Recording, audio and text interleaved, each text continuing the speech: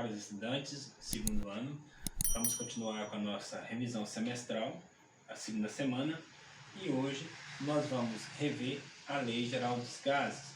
Nós vimos que nos processos gasosos, que quando a pressão era constante, esse processo chamava isobárico, e existia uma regra matemática para isso. Quando a temperatura era constante, o processo é isotérmico, também uma regra para esse processo. Quando o volume é constante, o processo é chamado de isovolumétrico ou isocórico. Esses três processos foram resumidos em um único processo, que seria a Lei Geral dos Gases. Então, a Lei Geral dos Gases vai sintetizar as três em um. A gente chama de PVT, PVTO, seria P1 vezes V1, pressão 1 vezes o primeiro volume, sobre T1, igual pressão 2 vezes o segundo volume sobre a segunda temperatura. Lembrando que essas temperaturas têm que ser em Kelvin, quase sempre, vamos fazer um exemplo aqui, temos que passar de Celsius para Kelvin. Pressão quase sempre vem ATM, e os volumes em litros ou milímetros, quase sempre também em litros. Então, vamos resolver um exemplo. Universidade Federal do Paraná, envolvendo Lei Geral dos Gases. Um cilindro com dilatação térmica desprezível possui volume de 25 litros. Então, o primeiro volume.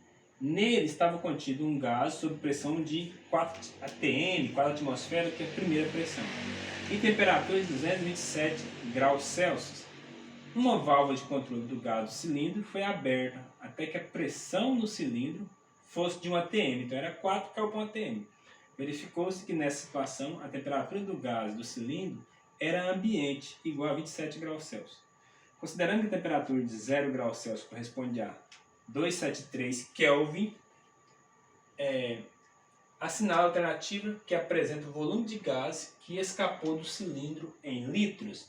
Então, vamos ter aqui as 5 opções e vamos resolver recorrendo à Lei Geral dos Gases. Então vamos, antes da abertura do cilindro, a gente tem aqui a pressão 1 é 4 atm, o volume 1 do gás era 25 litros e a temperatura era 227 graus Celsius.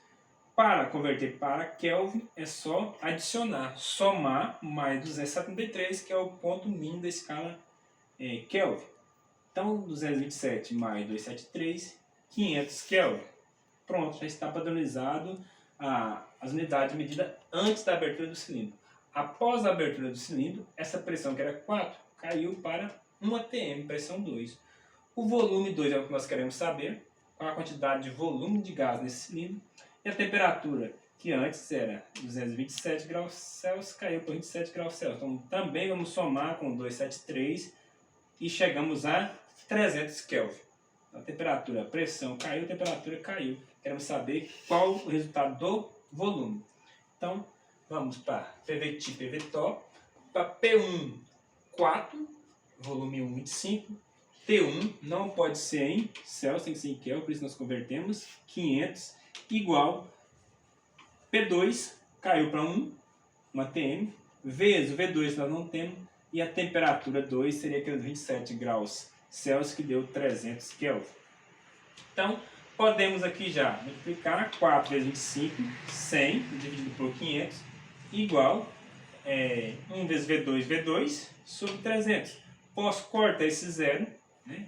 Cortar o zero aqui, ó. Esse vai ficar 1/5, é igual a V2 sobre 300. Multiplicando cruzado aqui, 5 vezes V2, 5V2, 1 vezes 300, 300.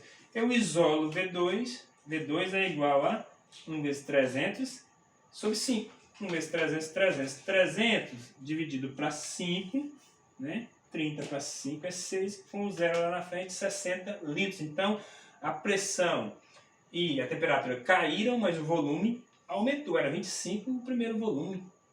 E agora o volume final desse gás após a abertura do cilindro foi para 60 litros.